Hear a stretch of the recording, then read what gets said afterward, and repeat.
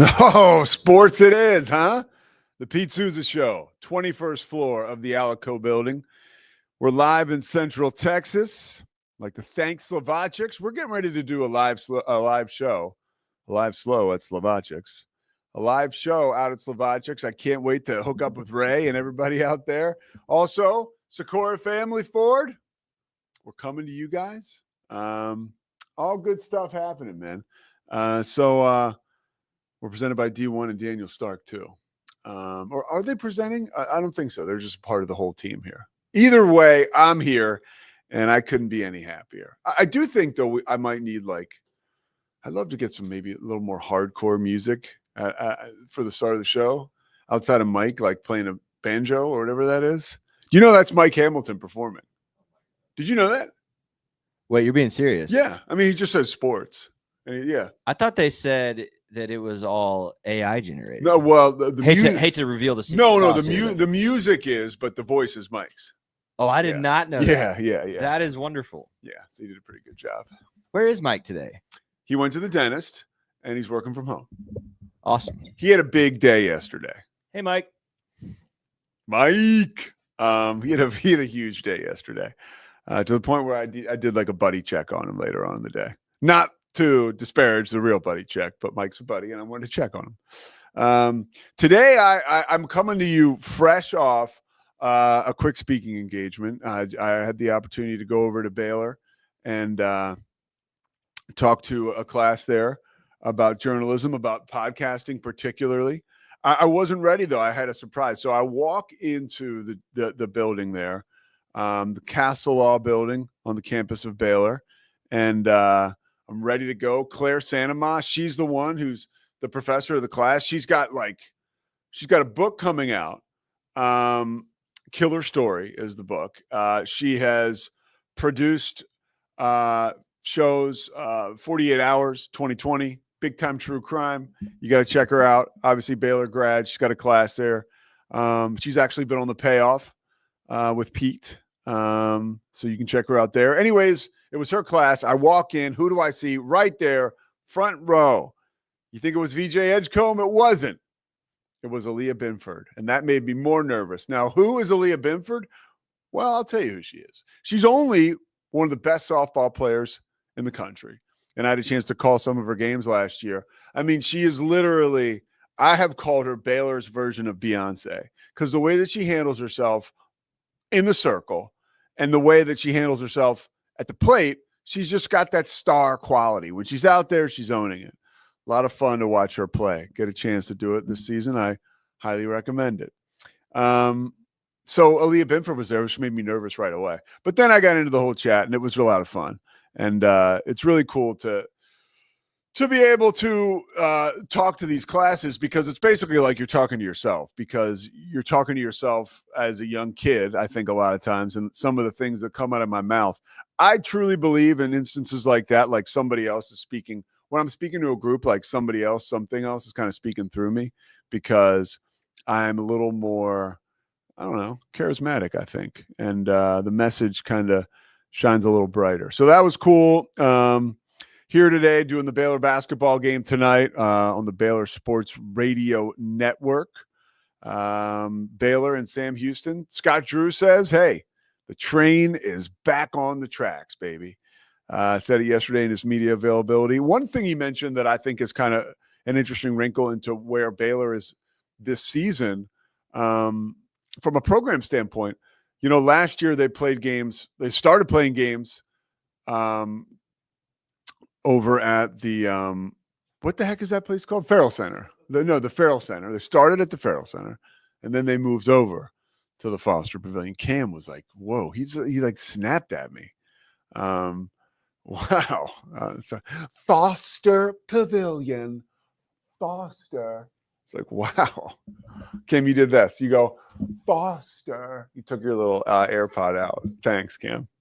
So no, they played the second half of their season after January 1. They played at Foster, but they started off at Farrell. Why is that important? Well, it's interesting because now, like, the offices are over there. Like, so Scott Drew doesn't have to go anywhere on a game day. Like so they do shoot around there, they stay there, then they don't have to go anywhere. It was sort of like a transient deal last year. Even if it's right across the street, the back and forth can be a huge pain in the ass, especially forget about the coaches, but the support staff and even the players. It's like, oh, I left this over there, I don't have it over here. So everything's in one place. A lot of guys are really excited tonight. Think about it. You got a guy like VJ Edgecombe who's never played a college basketball game at home. Jeremy Roach is pumped. I watched that Arkansas game yesterday again, and Cam was right. Cam Stewart, who we'll have on here next segment, from Locked On Baylor. By the way, when I say Cam Stewart from Locked On Baylor, it does a lot for the views and stuff, Cam. So we're going to keep you there. Cam Stewart, Locked On Baylor. And they're very aggressive. Jeremy Roach is very aggressive. And I believe, and we're having King McClure segment 3. We'll talk to him a little bit about this, about sharing the basketball. He is so good one-on-one. I think that limits his ability to get everybody else involved. It's so fun to watch him take somebody off the dribble and just slide to the basket. Looking forward to seeing some of that tonight and just seeing how this team grows. They're playing Sam Houston, who Scott Drew referred to as Sam over and over again, which I thought was kind of cool.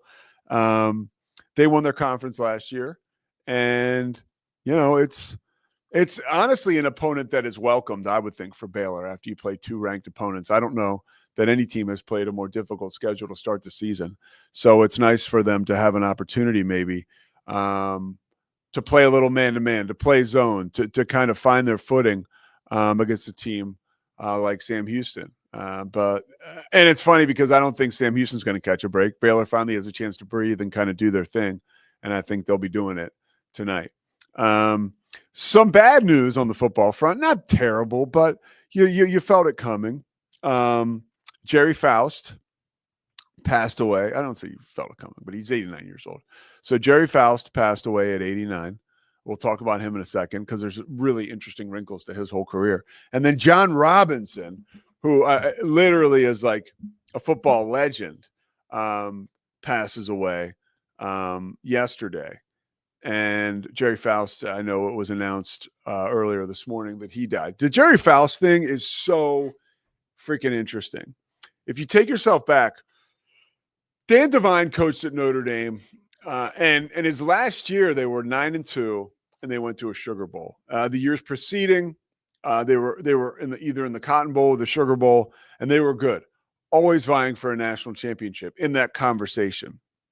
While all this is playing out, Jerry Faust, who had always wanted to play at Notre Dame, right, grew up in Ohio, and he told everybody who would listen that he was going to play for the Fighting Irish. And he actually had a visit to Notre Dame back when he was, now we're talking like the 50s. And he went to Notre Dame on a visit, and he saw that, he wasn't going to be able to start there a quarterback, which is what he played. And he gets on campus, and I think they actually had him like throw and work out back then on their recruiting trips. And he said he knew he wasn't any good watching the other quarterbacks throw. Notre Dame offered him a partial scholarship, did not go to Notre Dame. He went to Dayton, played quarterback there, got a full scholarship. He said he didn't want to burden his parents with obviously the price of tuition. So he goes, and after he gets done school, he builds from the ground up. I mean, literally builds a high school football dynasty, like where he has to get like equipment on loan. And let me see, I want to get the exact high school right here. Let's see where he was. Ohio. I know it wasn't at Massillon. It was Archbishop Muller High School, all boys Catholic school in the Cincinnati suburbs. So he starts this program from scratch. He goes on to win 172 games with 17 losses, right? So that's 1962 to 1980. He's out of college. He builds this empire. And that wasn't just like, we're not talking about like a 7-man football team who's like kicking ass and taking names. This is one of the best football programs and one of the best football states in the world, obviously the country, and he's dominating. And imagine it's just like you're tearing through 6A, and everyone is coming to his high school to recruit. Joe Paterno, John Robinson, Anybody you could think of, Lou Holtz. And so he's getting a feel for how these big time coaches are. Towards the end of Dan Devine's run, he writes a letter in 1976 to Edmund P. Joyce. That was Notre Dame's executive vice president. He writes a letter and is like, hey, I really want to coach Notre Dame someday. Remember now, this is a high school coach. I really, really want to coach Notre Dame. And the guy, Edmund Joyce, actually gets another letter. And this one is from Paul Brown, the owner of the Cleveland Browns. He's expressing, he's basically saying, hey, Jerry Faust is a great guy. Like, I would hire him. And then Faust's lawyer sent Father Joyce, this is a priest, Father Joyce at Notre Dame, all kinds of newspaper clippings about Muller High's accomplishments. That's where Jerry Faust was. 3 years later, Joyce calls Faust and is like, hey, can I meet you? They meet at a Cincinnati hotel. It's the middle of May. Joyce said, hey, Dan Devine's thinking about stepping down. Like, we might hire you. Now, imagine this, okay? That would be like if Texas went to Joey McGuire like 6 years ago, and they were like, which really isn't a crazy leap because Joey McGuire could coach Texas next year.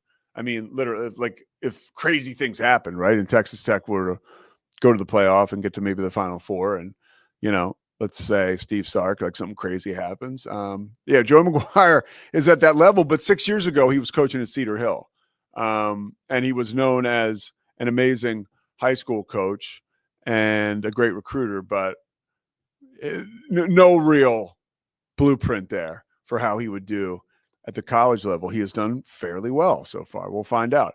Jerry Faust did not do well. Now, I mentioned he took over a Notre Dame program that was constantly, first of all, I want you to take yourself back. We're going to hop in the time machine now. This is when college football was not everywhere, right? Like you would see college football games. They were this is before me, but they would be featured on like ABC. Actually, I was born, but I don't remember. They were featured on ABC, CBS, NBC, no ESPN really. And Notre Dame was always on. They had the football contract, ultimately with NBC. And Jerry Faust now is one of the biggest football personalities in the country by taking this Notre Dame job. So he went from a high school coach who had literally built a high school program from the ground up to being the coach of the biggest college coaching job you can have. What a leap of faith by the way, two priests. You can't knock priests. I grew up a Catholic guy, and the one priest was actually at Notre Dame forever, and he did an amazing job. The guy who ultimately ended up hiring him, not Father Joyce, this other guy. But Jerry Faust gets to Notre Dame, and it was not a good deal. His first year, they actually were number one in the AP poll. They were like 4-0.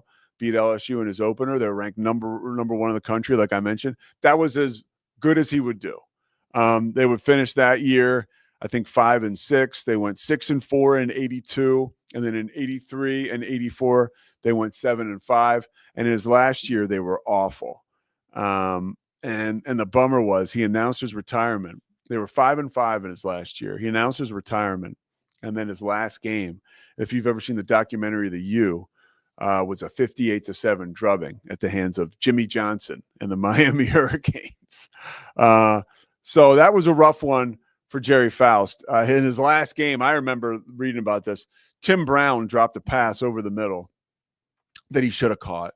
And if he caught it, this is the game before Notre Dame, they would have won the game potentially. And in the locker room, Jerry Faust said Tim Brown was just inconsolable.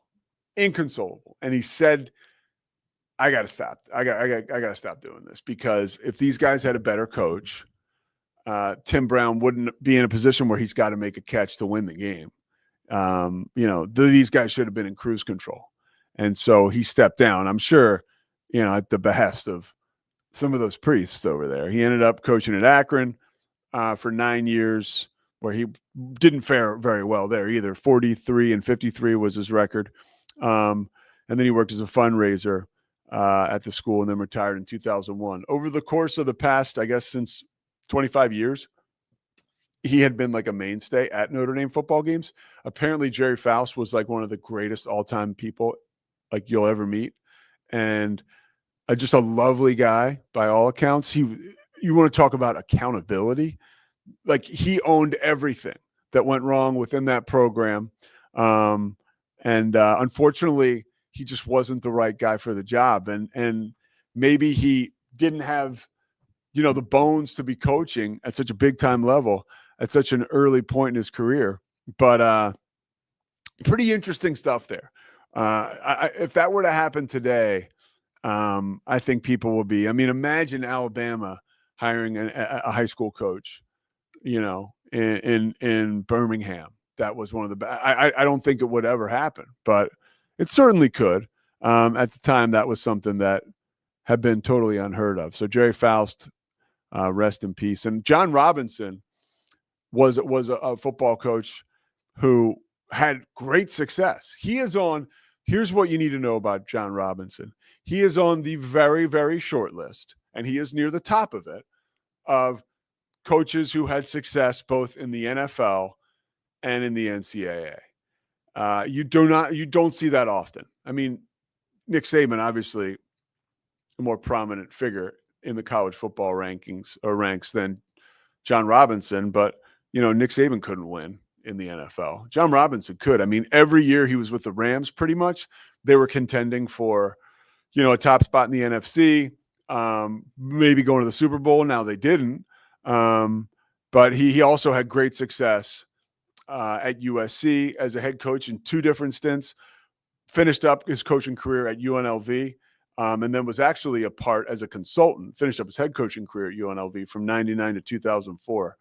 I remember I was like, man, like maybe I can get a letter from John Robinson, yeah, good luck, Pete. They got Willie McGinnis playing there. Like he was playing for John Robinson when I was in high school, not anybody like me, but he was just an amazing coach. And he was one of those kinds of coaches, you knew that they were going to have a great defense with a lot of athletes wherever he was, and that they were going to run the football.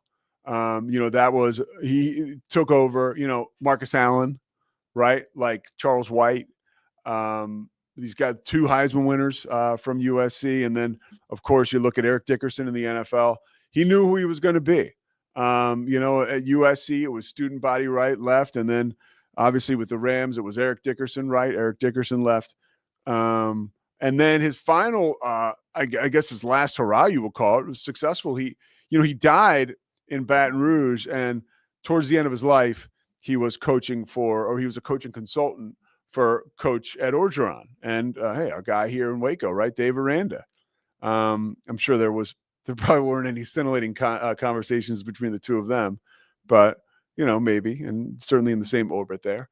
And my parting note about John Robinson was my favorite thing to learn reading about him. Was that he will be celebrated, his life will be celebrated after the college football season is completely wrapped up, according to his wishes. That's what he wanted. And one of the things that's an interesting footnote is that he was really close with John Madden. They went to the same high school. They really came up together. When Madden had retired from the NFL and had then become, a head coach very early in his career and life in Oakland for the Raiders, John Robinson joined him for a year. John Robinson's first year as a coach out of college, he coached for John McKay at USC on an undefeated team that went on to win a championship. He was an offensive coordinator, and then he left John McKay and USC, went to coach with John Madden, and then came back. But just really getting Jerry Faust, it's an interesting, right? The connection between the two of these guys, or the difference between the two of these guys. John Robinson was just always like elite, kind of like always in the Rolls Royces of coaches.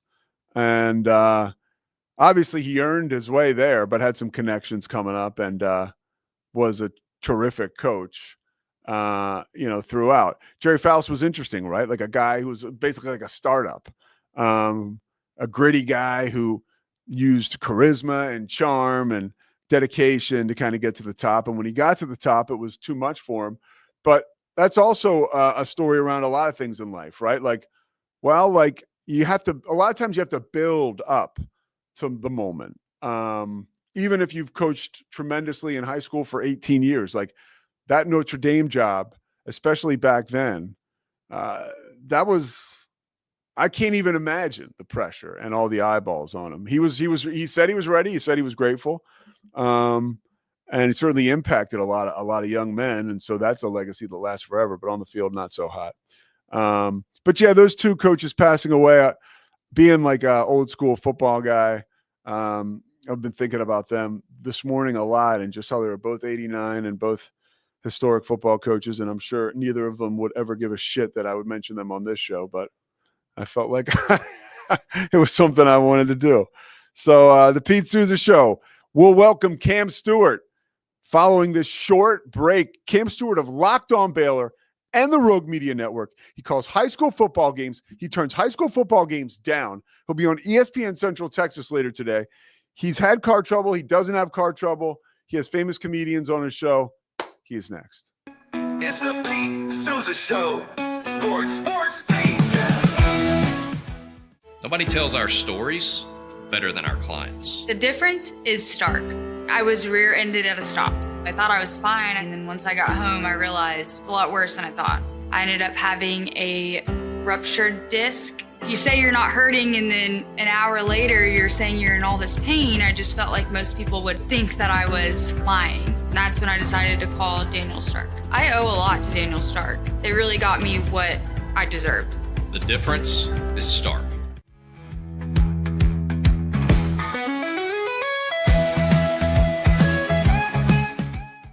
We definitely love our relationship and love Extraco. It's been an amazing experience. They made the PPP process easier. They were reaching out to me saying, what can I do to help you? That made a huge difference because my stress level when we shut down to afterwards was night and day. Our experience with Extraco has been phenomenal since the very beginning, so we love Extraco.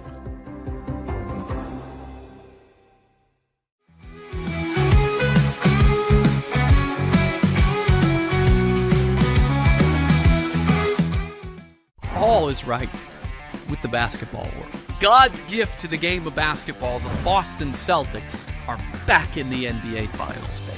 I don't think the Mavs did anything special. They played well enough to win and win pretty good. You know what I mean? I thought the Celtics didn't show up to play at all, and maybe if they showed some fight in the second half, they would have lost by 15 or so. Is he in the Red Sox Team Hall of Fame? He is also in the Red Sox Hall of Fame. Something about this guy being in the Team Hall of Fame. Yeah, it did. So, Deserved it, man. Which seems like it fit. Sports. We are back. Cam Stewart is in the building. Cam, big one tonight. Cam Stewart from NBA Locked On. Cup. What was the topic on Locked On today? Oh shit, good question. Oh, who's gonna play quarterback for West Virginia this week? Oh, Still okay. don't know. We can talk about that for a second. Okay. Yeah. You want to talk about it now? So that sounds like what? Yeah, right. Okay, so I don't know. I think I believe I have a theory on this, and I'm surprised. Oh, okay, so we're both in theory mode. So surprised it's pro Baylor. So I think that Nico Marchiol, right? Is that how you say it? Yeah, I Yeah. think so. Marchiol, yeah. Nico Marchiol or Marchioli is young. He's a kind of a bit of a gunslinger, and I think you kind of know what you have with Garrett Green. However, neither of them knows what they're going to go up against with Dave Aranda. You're talking about all kinds of coverages. Like Yeah. I think whoever's going to play quarterback for you needs to be in the zone right now if you're Neil Brown. Scotty. I have a take on this, and I want to give credit to Travis Roeder because I saw him talk about Let's it go. on Twitter first. Yeah. It should be Garrett Green. I'm kind of a Garrett Green stan, admittedly, but B, Curtis Rourke, Garrett Green, these B, are Scotty's the- heroes. here. Rourke should be in the Heisman conversation. But B, the quarterbacks who've hurt Baylor this year are dual threat, particularly at Iowa State Okay. and the BYU. So Iowa State, but okay. I mean, Yeah, okay. Rocco can move, right? Like that's yeah. the dual threat quarterbacks add a wrinkle that Baylor has not consistently figured out every game this season. Okay, that's a very good take. It's a very good take, and I think that Neil Brown would agree with you on that, which I believe. So Garrett Green 7-on-7 last week. That's as much as he did, and he's going to be practicing this week. So he's going to try to practice.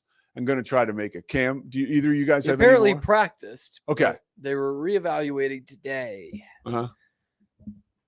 That was it. That was it. All right, that's a good theory, by the way. I think it's going to Yeah. be Garrett Green as well. If Garrett Green can go, I mean, the mobility piece is, Yeah. They're 4-2 in the conference, by the way. Or 4-2. So they're like, they're weirdly like towards the top part of the Big 12. And Baylor has a history of laying eggs in Morgantown. They have never won there. Never won. Yep. Yeah. Never won. So Cam, are you excited for this game? No, because they've never won there. So I'm nervous, man. 3:30 I think start. it's a team that's obviously got a legit shot of winning it. I'm not saying they're just going to go in there and get pounded. Or afternoon game helps for Baylor. Yeah, I taking saw the that night aspect out. Yeah, I saw You've that. I was dodged like, that in nice. Lubbock and now Morgantown this year. I like that. Hey, by the way, for somebody who's going to be, I'm working for Baylor tonight. What about? So what's the? I'm walking right into this one. What? So the theme tonight is it's a Baylor After Dark, Foster After Dark, and now it's wear black or what is that? Anthracite. What is that word? Anthracite. Anthracite. So okay, That's color that's me technically curious. the color. Yeah. What is anthracite? That's the color they wear on the road basketball uniforms and those new black football uniforms. It's technically anthracite. It's like a charcoal. Okay, can we call it charcoal? So I guess they're going to be wearing anthracite tonight. I guess so. Did I talk to you about the gold uniforms No. and how that should be their home uniform? The basketball? Yeah. Yeah. The gold one with the cursive Baylor and No, the but Sailor Bear on the they're side. so attractive. They're so Yeah. good. I'm telling you, they should be like the Lakers. Mhm. Like, well, the Lakers have gone away from it, but like the green and gold looks great. And so Yeah. you throw white with green and gold. It's like, just, kind of let it be. You let it be. Yeah. Gold at home, anthracite / green on the road. 'Cause you need to wear green at some point. I think it's a great look. Hey, Scotty, we'll bring yourself up real quick. Just the last question on this. You'll be at the game tonight. What are you? This is your first exposure to live Baylor basketball this year. This season, yeah. Yeah. What do you want to see? I want to see VJ find his rhythm offensively, because I think what's scary for the rest of college basketball is Baylor handled Arkansas pretty well, Yeah. and VJ was still struggling from the floor. And he's made a highlight reel play in each game, but he has not been very efficient offensively each game. And Okay. if that dude can figure out his role in efficiency with the offense, it's over for America. And I'm a homer here. I'm a Baylor guy all through and through, but we have blown a game really badly and won a game looking really good without VJ contributing much scoring wise. Yeah. Yeah. Cameron, Yes. what are you looking forward to? Defensively. How much man, how much zone? Okay. I think it's a good battleground if they want to like test out, hey, we're like, no matter what, we're playing 30 minutes of man-to-man defense. Okay. Yeah. Sam Houston's not the huge slouch here. I mean, No, they're not. they won They're their not. conference last year. What Yeah. was that conference? It's Conference USA now, I think. It is CUSA. I was thinking Yeah. that, but I never know who's in that anymore. That's tough. Yeah. Yeah, I mean, I'm interested to see, because if they're going to go zone all night tonight, then I'm like, this just might be what they are, which I think just, again, they were successful in that. I don't mind the zone in a vacuum. It's just how that's going to relate to their offense. Okay. Let's move to the football field. Okay. Okay. What has been the talk around the Baylor football team and this game ramping up to Saturday? I mean, honestly, most of it's been quarterback on the other side. Like, how does that change this game? There's been a lot of what we already talked about with the never winning in Morgantown. Yeah. It's a West Virginia defense that stops the run pretty well, which Baylor has not faced one of those in like a month. Yeah. And they've really exploited bad defensive fronts running the ball. I think that TCU game before the bye week was a great example of that, but they ran for like 340 the week before against Oklahoma State and another 270 or something against Tech the week before that. So can this team win when it's all being put on Sawyer's plate? And that's not even necessarily like a Sawyer thing, because we saw him play pretty well against teams like BYU and Colorado and Iowa State, but they lost all those games and he was throwing it 45, 50 times. And so especially at that end of that BYU game, like it was a guy who was tired, man. Yeah. He was back there throwing every time. That's the same thing that Iowa State has run into here recently. Like, yeah, okay, like Rocco Beck threw for 385 yards and 3 touchdowns, but they lost. You know, like that. And so like that was the Kansas game. And I think with Sawyer, I think the lower or the more modest his numbers are, I think that's a really good sign for the Baylor football team overall. You know, that he's making the big throws, but they rammed it down the throat of Texas Tech and TCU, like big time. Like that one run, remember, like late in the game that put them in field goal range. It was like, what's going like, and there were other times too where Baylor became that team. And I don't know how sustainable this is. I don't know how wildly improved their offensive line is. Sometimes, you know, the TCU run defense has left a lot to be desired. But yeah, but they were, it's been, hey, we're going to run it at you on this play. And you just see the line of scrimmage get just movement and then bully ball, Cam. Yeah. Do you think we'll see that this weekend? No. Okay. I don't think they'll bully this West Virginia defense the way they did the games you're talking about. Yeah. Tech and TCU. No. But what it could be is we kind of talk about it with Baylor basketball here. What it could be is a chance to strike a balance. Because I think this is a good test of, hey, we really like the running backs you've got here. We've liked the improvement of this offensive line, both in pass pro and run blocking. Let's see how it is here. You're not facing the best rush defense in the Big 12, but West Virginia's like in the top 5. Yeah. So it's like, all right, let's see how good they really are.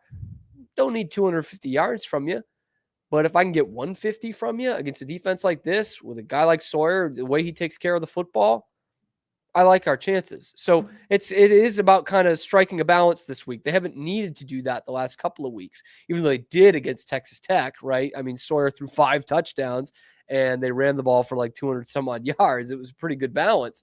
But this is a chance to be like, kind of see the offense come together entirely, right? Run when you need to run, throw when you need to throw, manage the game when you need to manage the game.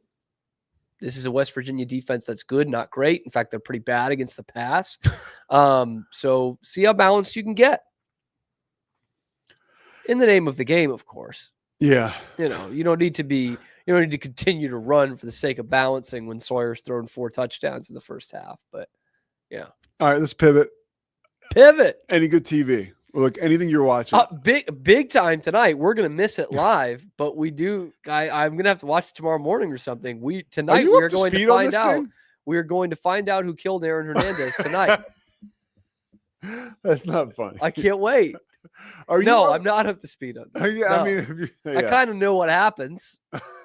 You know, I kind of know how it ends. I mean, I don't know that I'll come across like an open scheduling opportunity in my personal life where I'll have the ability to finish off that show. Like I'm somewhat busy. I'm a pretty busy guy. I have life stuff happening. Like, yeah, there are times when you're just looking to kill a couple hours and watch some good TV, but like, I don't know. That's not good TV. Huh?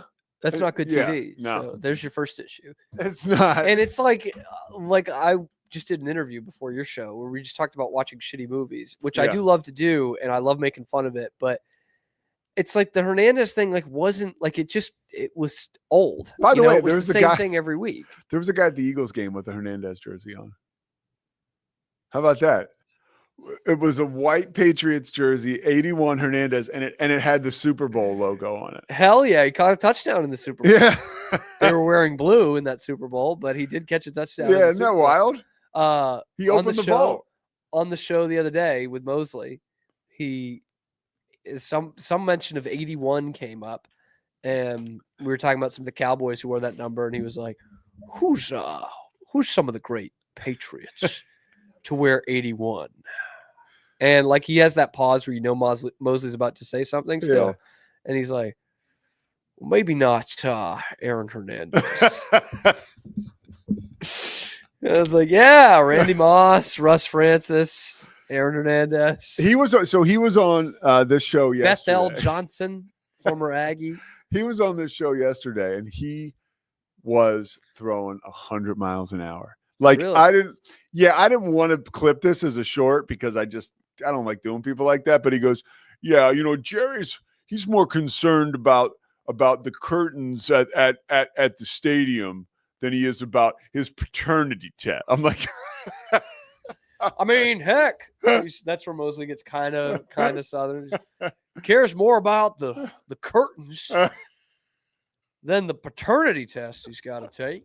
And then he dropped another bomb on me, being a Philly guy. The guy Marcus Hayes, who got shoved by Embiid, yeah. Joel Embiid. Mosley was talking to him yesterday or Sunday at the Eagles game, and Mosley said, "Hey, anybody attack you lately?" Because he knows him, But Mosley said it was like way too soon. Probably, guy's probably pissed. He said that Marcus Hayes had like this kind of like almost like a press statement of a reaction, like where he gave Mosley was like, "Yeah, it was just way too fresh." Mosley is great at and he knows Marcus Hayes, like they know each other. Yeah. Like he's great at obviously like walking that line of like Marcus Hayes isn't gonna not talk to him after that, probably. Yeah. But he's like the king of like can't help himself. Yeah. A lot of times. He can't totally. It doesn't get him into hot water usually, but there's times where he just can't help himself. Oh my God. You can hear Cam with Matt Mosley today on ESPN. Yes. Central Texas. Cam Stewart. Always a pleasure, brother. Thank you, Pete. All right, King McClure. We're about to effort King during this break. We expect him coming up on the other side of the break. I want to talk to King, and this is why you got to stay with us. Of what was it like in that Baylor locker room after that drubbing against Gonzaga? What's it like today for Baylor as they get ready to play their first home game? And of course, we'll get into the roster, some personnel stuff. And I also am curious to see what he thinks about this team now in light of the coaching changes. We'll be back after this. It's the Pete Sousa Show. Sports, Pete. Nobody tells our stories better than our clients. The difference is stark. I was rear-ended at 70 miles an hour. I was injured, had a concussion. The insurance company, they delayed. They were playing games from the initial conversation. They weren't going to help me. The biggest thing I learned through this is that you can't go through this alone. I called Daniel Stark. They were going to help me, and everything was going to be all right.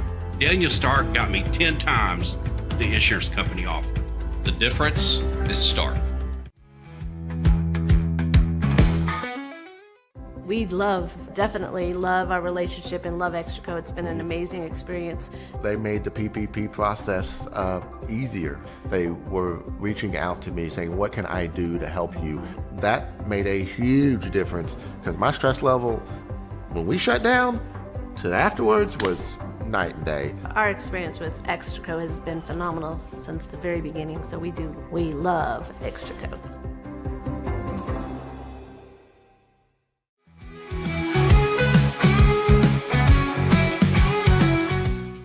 You are here with your shoot first point guard, Corey Dickman. Also, if you're not creating new fans in a small market, then you're not creating that base of people to go to games and pay for merchandise and pay for stuff and concessions at the Moda Center and yada yada. Yeah, let's talk draft. That's the only thing we have to look forward to. The only thing we have to look forward to. That's what I will teach my son. You will teach your daughter as Blazers fans. It's like, look, the two most exciting times of the year for us are the draft lottery and the draft itself. Like, here we are. This is our thing. Give me some memories and thoughts. I know you had mentioned kind of the first time you had met Bill. What were some of those first memories that came back when you heard the news? Sports.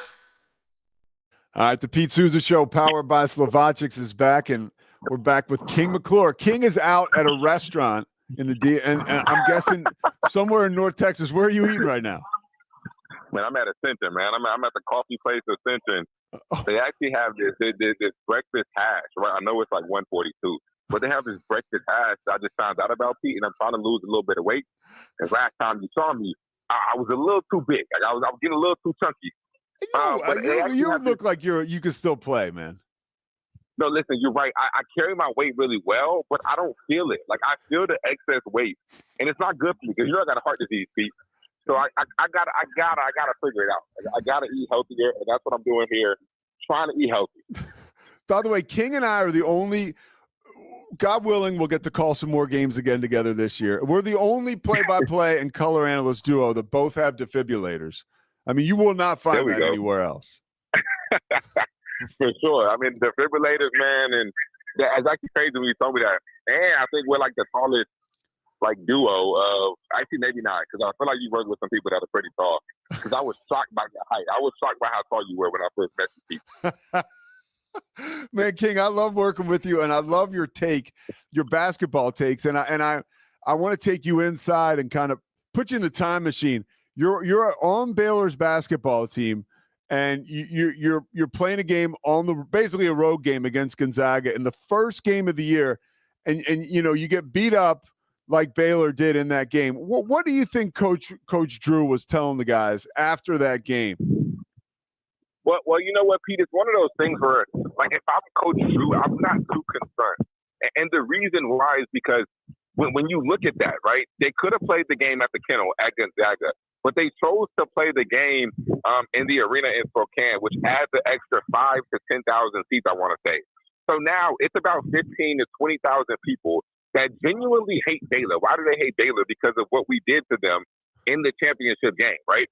So honestly, if you're Coach Drew, the odds of you winning that game are slim to none.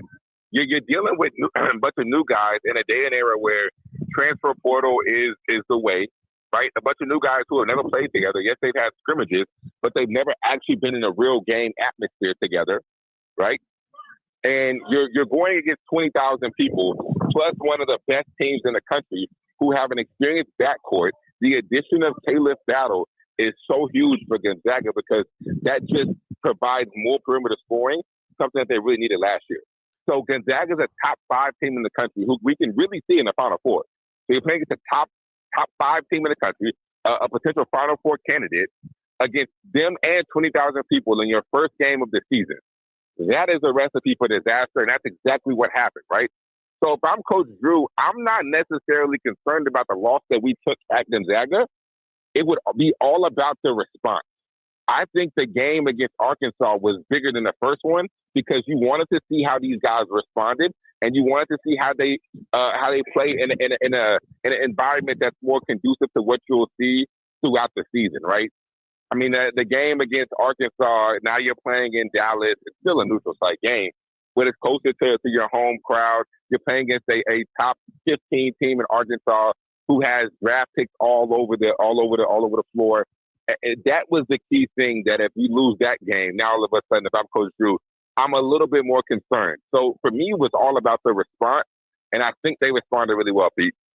What do you think about, those are, you were coached by these guys, Baylor's assistant coaches in the offseason, right? You get an opportunity at Kentucky, you're going to take it. You get an opportunity to be a head coach at a good school, you're going to take it. So 2 of Baylor's key assistants are gone. How does someone like Coach Drew respond to that? I mean, does it not skip a beat, or does it skip a beat? How does he handle that? Because those guys were major. Yeah, I mean, I think it's one of those things that makes Coach Drew so special, is that when he hires guys, he expects them not to stay there for forever. He allows and empowers guys while they're working underneath him.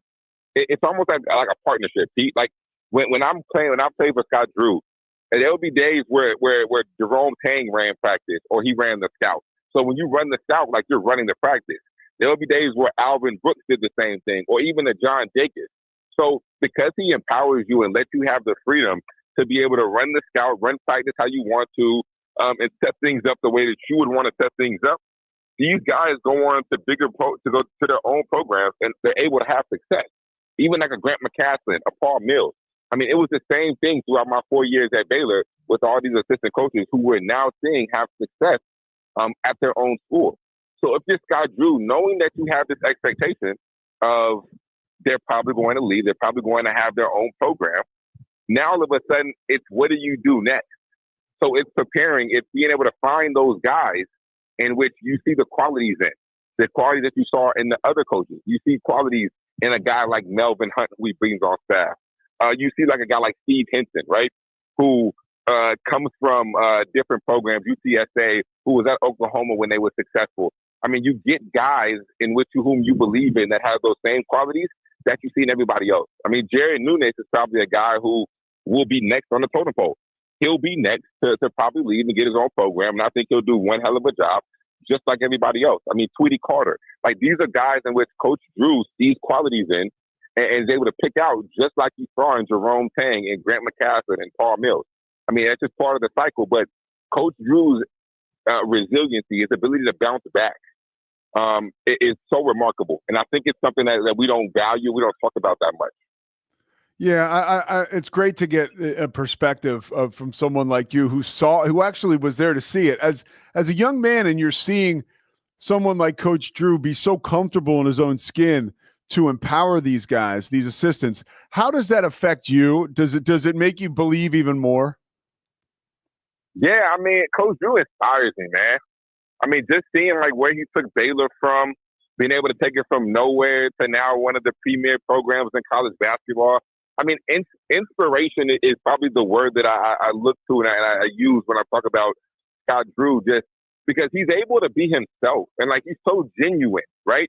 I think it's very rare nowadays to be able to see a man that has so much success, but he's being true to himself while having all of this success, right? So I think it shows us that you don't have to try to fit in. You don't have to try to fake it. You can be true to who you are. You can be genuine and still reach the same heights, the same levels as people who aren't that way, people who fake it to make it. You know, so I think that when you look at Scott Drew and everything that he's accomplished and what he's continuing to accomplish year after year, even when he loses coaches, loses guys, and his adaptability to be able to, hey, all right, these are the new rules. This is how the transfer portal is going to go. This is how NIL is going. I'm going to adapt and still be able to stay at the top. That's inspiring. Yeah. Let's get onto the floor now. Some of these guys who he's inspiring this year, some first-time players under Coach Drew. VJ Edgecombe is a guy everybody's talking about. So is Jeremy Roach. But who is King McClure most excited to see? Well, the two guys that I love, number one is Norchad Omier. Not saying I don't love VJ and Jeremy Roach. I think both those players are great and they're special. But Norchad Omier, I mean, you saw in the Arkansas game, that is a grown man. That is a guy who is relentless on the glass. And when he scores down low, he can really bump you and get you off, knock you off. His finishing is great.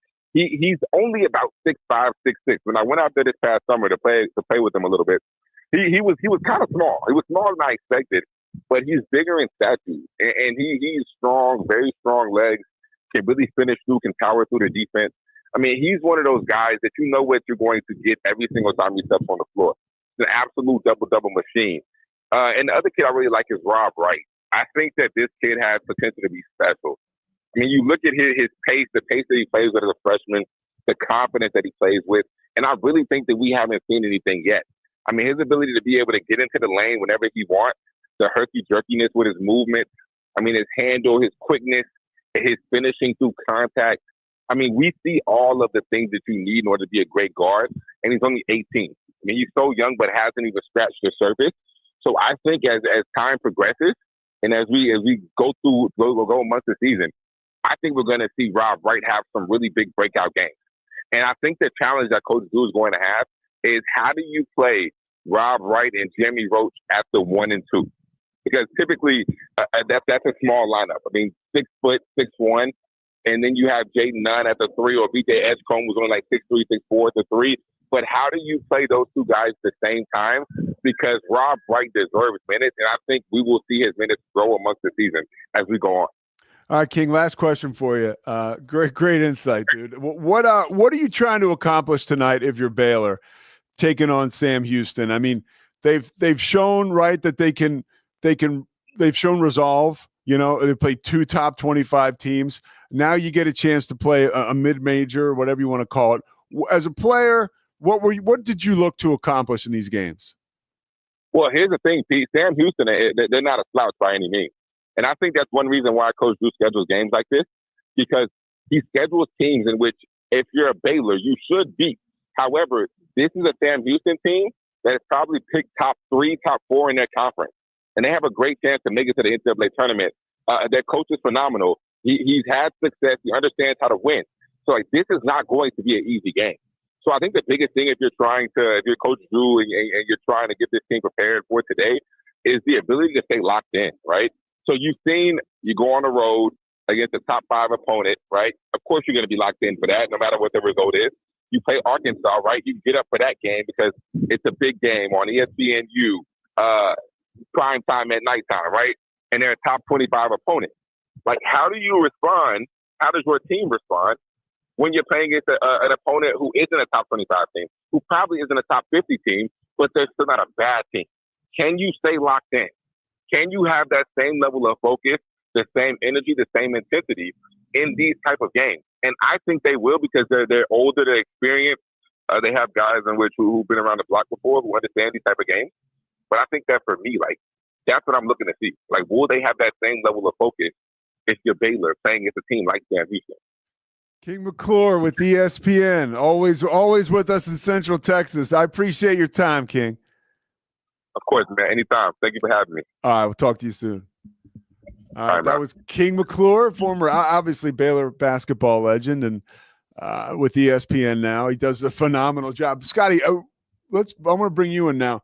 You know, King is someone who you had a chance to watch play, who you had a chance to root for. What's it like to see him have this other type of success? Man, it's a blast. Anytime anyone from Baylor gets a national stage, I'm happy for it, right? Like, of course, I'm rooting for all these guys. Yeah. So yeah, and he's wonderful on ESPN. Were you surprised when like of all the guys? Because I know you follow it super close. Like, yeah. And I wasn't around this area or on Baylor like that. Yeah. Were you surprised when someone like King? No. Okay. You weren't? Yeah. No. I mean, and like, there's different avenues guys take. So you follow them leaving Baylor. What's their NBA stock? Yeah. And then when it's clear a guy is not going to, crack the NBA, it's like a bunch of those dudes go play in Europe. So I mean, I would bore you to death with the list of players that I followed that played in Europe. Or Baylor had a little contingent in Israel for a while playing professional basketball that was doing really well in Israel of all places. But a guy like Ish Wainwright, goes NFL for a second and ends up back in the NBA, which was fascinating to watch too. But no, I mean, King's always been sharp and a guy that I've respected as intellectually, as a communicator, all of it. So it didn't surprise me in the least that he got the shot and he's killing it, man. Oh man, it's so cool to see him. He knows what he's doing. His craft now is broadcasting, and he takes it just as seriously as he did playing ball. If anything, it just makes me happy that ESPN would give a guy a shot, because that was even before the championship team. So even coming out of Baylor basketball, like, let's take that as seriously as a guy who's come out of a Connecticut or a Duke, and give him the same opportunity was good. As a Baylor guy, again, anytime that Baylor brand gets represented in a big way, I'm pumped. Yeah, I love it. You get fired up for Baylor. I'm fired up tonight. Baylor and Sam Houston. Of course, you can catch it on the Baylor Sports Media or Sports Radio Network. I'll be on the call with David Kay. It should be exciting. They take on Sam Houston tonight. A guy who I'm really looking forward to seeing. He mentioned Norchad Omier. Rob Wright is someone who, we had him in here with us. He sat down doing an interview in here, and that dude is so he's another guy that is a Baylor guy. It's cliche at this point, but like, he's a good dude. Like, being from Philly, I know guys who have been around him, coached him, and they're like, this guy's the best dude. Mm-hmm. And then you meet him and it's like, wow, he is the best dude. And then you watch him play, especially in that Arkansas game. He made a mistake early where he got trapped, or maybe it was late. He got trapped, threw the ball away. Arkansas, went down the court and scored. And, this is a true freshman playing in only his second college basketball game. And he bounces right back and just gets right into it defensively and sticks his nose in it right after that. And to me, that's something you want to see, right, in one of your young guys. Oh, yeah. I mean, if it wasn't for Edgecombe being the highest ranked recruit Baylor basketball has ever signed, this is the guy we'd be talking about. He's that good. I mean, he's elite. I mean, I think through the first 2 games, I think he has been my favorite player to watch just because Omir's been great, but we knew what he was. He's been averaging double-doubles in college for 4 years, right? We knew VJ's athletic. We know who Jaden Nunn is. Like Rob Wright's the guy that, you never know that transition, how they're going to make the jump. And I think he's looked excellent. I mean, true point guard too, right? Like penetrate and kick, can score at the rim. Like, I love it. I love watching. And you got to love it when you go to Baylor, when someone's named Robert, fill in last name, the third, it's just going to work out well. I tweeted that the first, even against Gonzaga, I tweeted, there's something about this name, Robert Wright the third. What's something that, I guess, well, I was going to ask you something. It slipped my mind. It was a great question too. Oh, how do you feel about, every year it seems like Baylor's got another lottery pick that walks through that door preseason, that's been a fun, I would say, jump in the program, having watched since Scott Drew came to Baylor and been in college for some of those first really good, like Elite Eight teams. Drew has always been a master of transfers. Even before the portal, he was getting JUCO guards and guards from smaller schools to come in and they would just obliterate. Look up Pierre Jackson anytime, right? Like, just legend, right? Drew has always been good at that, and he's always been good at development. There's always been the lower ranked kid that comes in and ends up being outstanding. Corey Jefferson was from Killeen and wasn't a super highly rated recruit, left as an NBA guy. I mean, Drew's been excellent in those fields. He was never much of a one and done person. Isaiah Austin, Perry Jones, there were a couple of guys in there, but yeah, the 4 or 5 year stretch now of kids that are coming in, having excellent seasons and leaving is a newer development, and it's fun to watch, man. I mean, in fact, I saw one tweet about Rob Wright that was like, I need Rob Wright to stop playing so well so he is not also a one and done like Edgecombe almost surely will be, right? Last question for you. Where do you see Langston Love fitting into all this? I mean, there's only been 2 games, right? But I tweeted this after the Arkansas game too.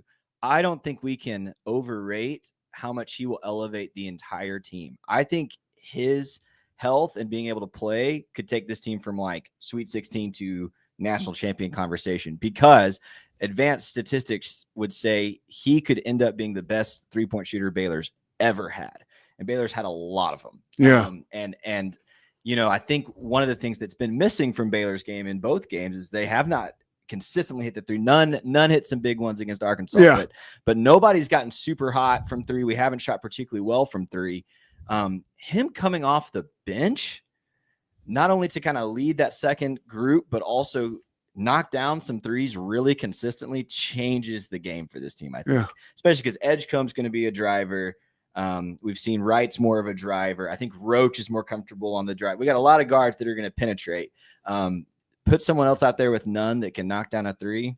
It's over. It's over for America. Scotty Swingler, there you go. The endorsement. Sick and Bears. I like it. All right. Sick and Bears is right. We'll be back tomorrow. The Pete Sousa Show, of course, powered by the Rogue Media Network. Like to thank Slovacic's, Crawford Austin Properties. The whole gang will check you out tomorrow. It's the Pete Sousa Show. Sports. Nobody tells our stories better than our clients. The difference is stark. I was rear-ended at a stop. I thought I was fine, and then once I got home, I realized it's a lot worse than I thought. I ended up having a ruptured disc. You say you're not hurting, and then an hour later, you're saying you're in all this pain. I just felt like most people would think that I was lying. And that's when I decided to call Daniel Stark. I owe a lot to Daniel Stark. They really got me what I deserved. The difference is stark. We definitely love our relationship and love Extraco. It's been an amazing experience. They made the PPP process easier. They were reaching out to me saying, what can I do to help you? That made a huge difference because my stress level, when we shut down, to afterwards was night and day. Our experience with Extraco has been phenomenal since the very beginning, so we love Extraco.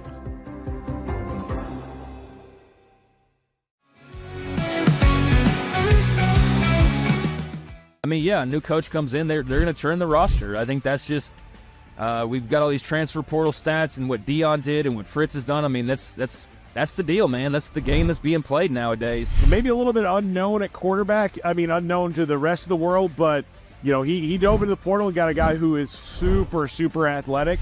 South Dakota State's really good. Give us a little bit of breakdown about what they can do and what Oklahoma State needs to be worried about. But look at that form right there. I need to say nothing else about this because I found one.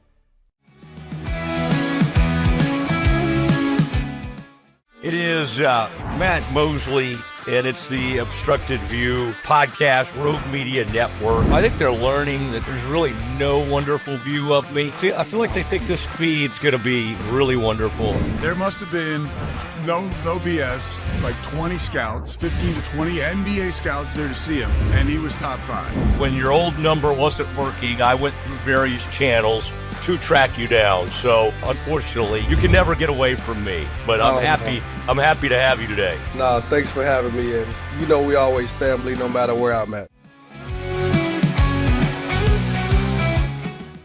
All is right with the basketball world. God's gift to the game of basketball, the Boston Celtics are back in the NBA Finals, baby. I don't think the Mavs did anything special. They played well enough to win and win pretty good. You know what I mean? Yeah. I thought the Celtics didn't show up to play at all, and maybe if they showed some fight in the second half, they would have lost by 15 or so. Is he in the Red Sox Team Hall of Fame? He is also in the Red Sox Hall of Fame. Something about this guy being in the Team Hall of Fame. Yeah, I did. So, deserving, man. Which seems like it fits. Welcome to a special edition of the Doomsday Podcast. Look at this. We got one of the great golfers in the world, certainly one of the great pass rushers in NFL history. But he also had a vision for you. And so it was like you had the best of both worlds, right? You had somebody on you early, and then you had somebody who was maybe more relaxed. What were a couple of your biggest takeaways? The person you referred to that I spoke with, I've spoken to some personnel people and general managers of the league to get some, independent, objective assessments of the players the Cowboys picked, and we'll go through that. Has the general manager changed at all in the draft for you? Nope, it's been the same since I was here the last time.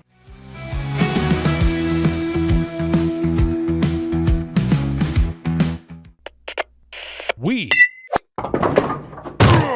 are Rogue Media Sports.